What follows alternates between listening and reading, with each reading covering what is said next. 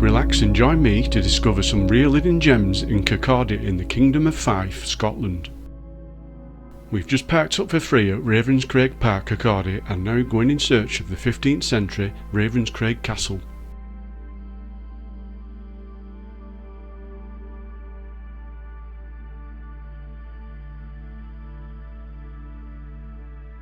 Here we are at the ruins of Ravenscraig Castle, which once belonged to one of the most powerful women in Scottish history, the wife of James II, Queen Mary of Helders.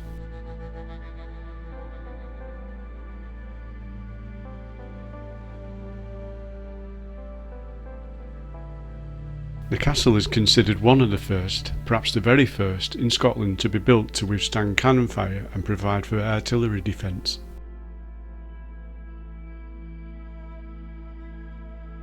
James II gave his wife land around Dysart to build the castle in 1460.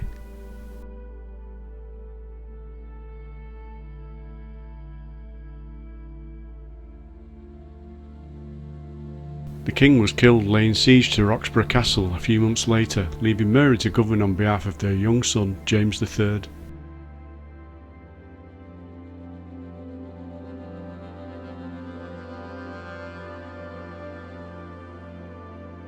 Mary was descended from one of Europe's most prominent families, raised at the court of her great uncle, the Duke of Burgundy. She was in her mid-20s when she took over the Scottish kingdom and ordered the construction of Ravenscraig Castle.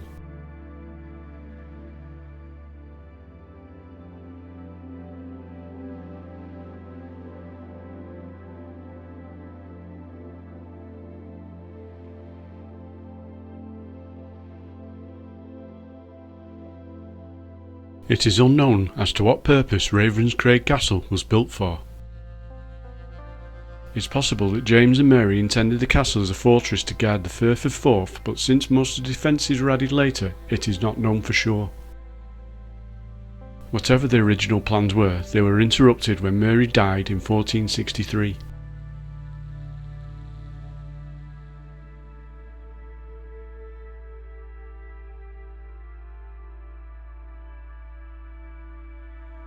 The unfinished castle was given to William Sinclair, the Earl of Caithness, in 1471 by Mary's son James III.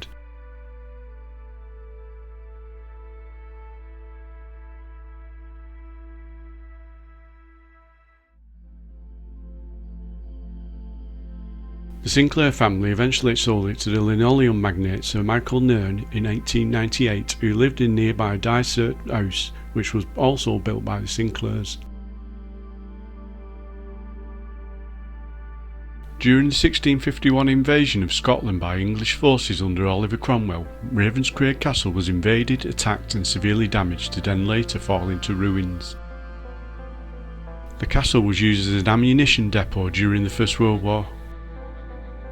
In 1929, 85 acres of the estate, including the castle, was given to the town of Kirkcaldy by the Nairn family as a public park.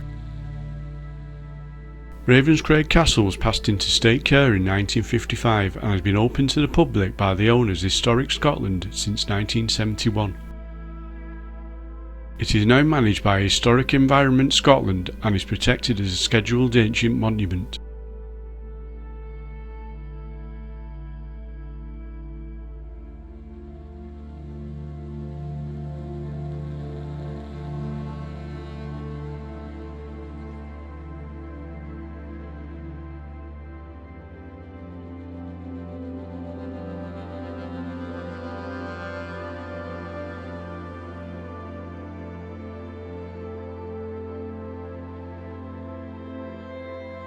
Celtic punk band The Real Mackenzies filmed a video for their song Drink Some More at Ravenscraig Castle.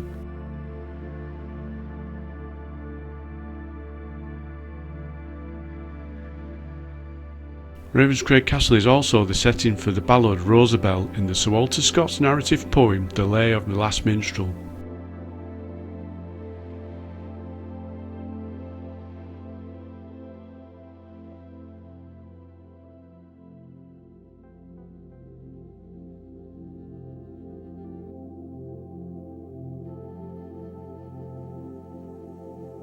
We are now on Ravenscraig Beach, which is overlooked by the castle above. Ravenscraig Beach is a quiet, peaceful beach with views of the Firth of Forth and on part of the Fife coastal path. On a clear day, this little known beach also offers views towards Edinburgh and Arthur's Seat.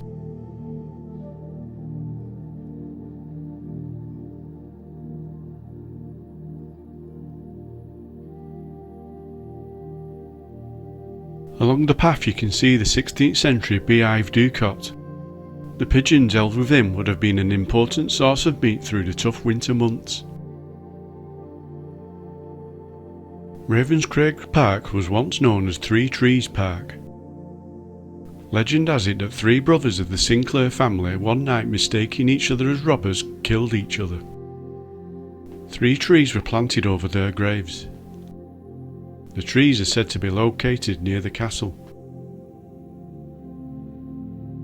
We now approach the Staines Memorial featuring a poem, Staines by Duncan Glen.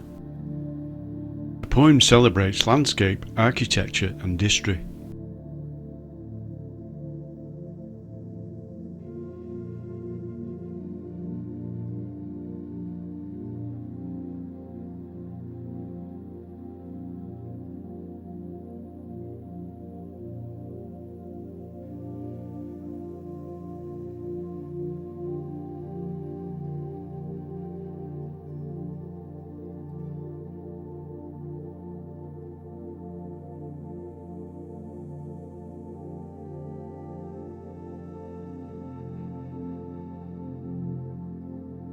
In front of us now is the wonderfully preserved, centuries-old hidden gem, the Kirkcaldy coastal turret. The Kirkcaldy coastal turret was likely created by the Sinclair family as an additional defences against potential attackers from the sea.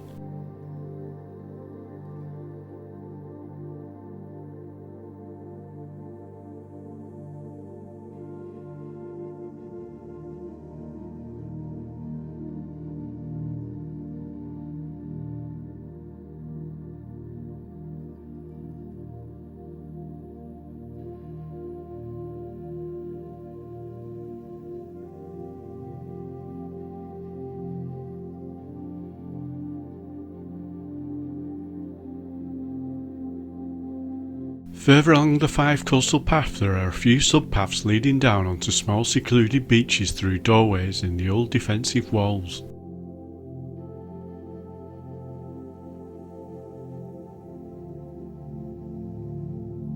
Eventually on the Fife coastal path we come to the large peaceful beach of Ravenscraig Park Beach.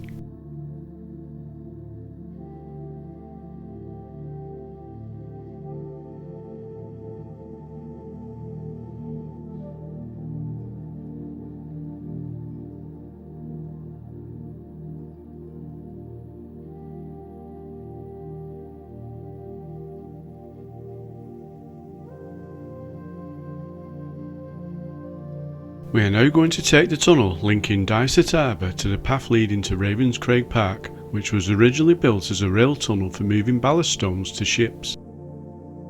It is now part of the Fife coastal path, but the sandstone cliff face is presently in danger of collapse and totally destroying the tunnel.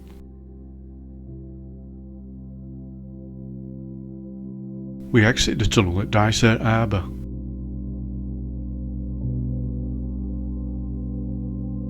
Outlander fans may recognise Dysart Harbour as one of the Outlander filming locations. It was used in Outlander Season 2 Episode 1 as the fictional 1740s port of Le Havre.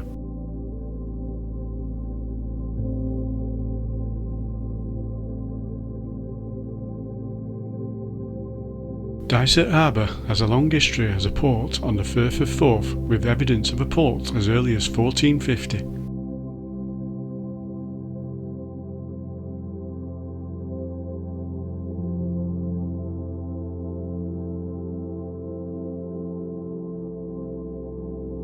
Initially, trade involved the export of coal and salt to the Low Countries using a simple pier at Pan Ha.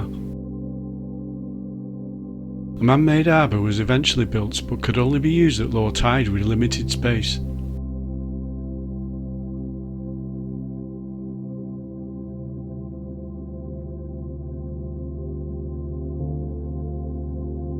The harbour was later extensively rebuilt in 1829 to 1831 with the assistance of Robert Stevenson to include an inner basin.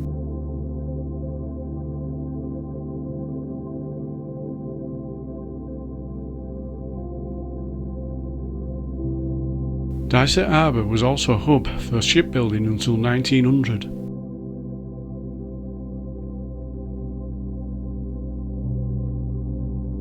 Commercial activity in the harbour ceased in 1929 after the local Lady Blanche Colliery closed.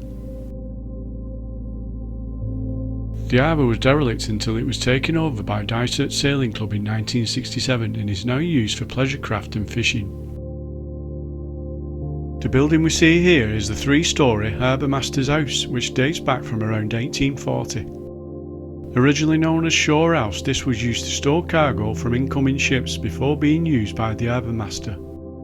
Today the house is home to the headquarters of the Fife Countryside and Coast Trust and also has a cafe.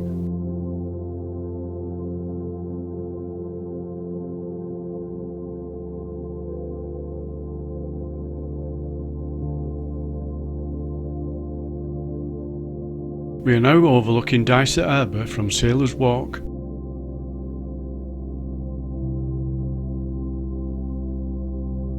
Sailor's Walk and up Pot Wynd was the route to town the sailors took.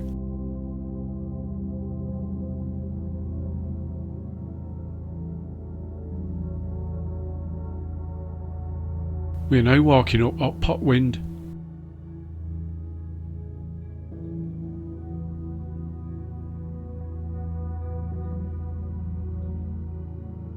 Up Pot Wynd passes the high walls of Dysart House, which is now the Carmelite Monastery.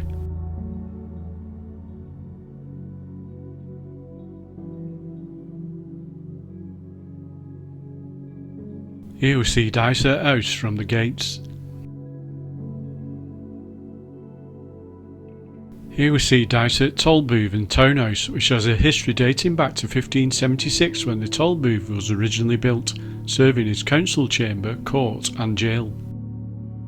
The adjacent townhouse was a 19th century addition that housed the town council before being restored. Today the A-listed buildings are an historic landmark and host exhibitions on the town's past. Here's the birthplace of John Mcdouall Stuart, who was born there in 1815. He was an explorer who led expeditions and was the first to cross Australia from south to north in 1862. Now we drop down Hie-Gait to make our way down into the most picturesque street in Dysart.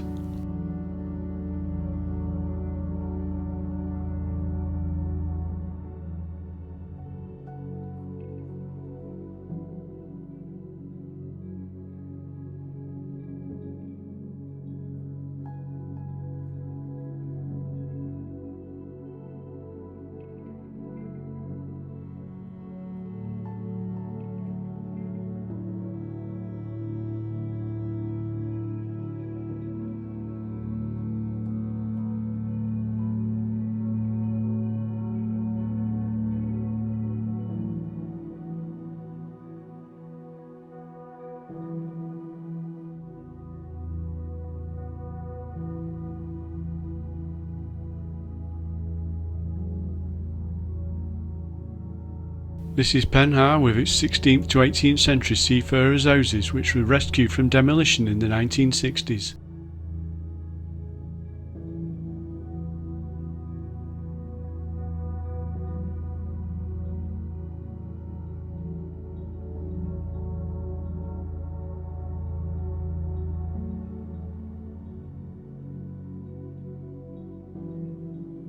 Here we have St Serf's Church Tower on Shore Road that dates back from around 1500 and is considered to be one of Scotland's finest examples of a battlemented church tower. Its gun loops defended the coast from pirates and English ships with cannon fire. This is the only remaining part of St Serf's Church, which was abandoned in 1802 and largely cleared away for the building of Shore Road in 1807.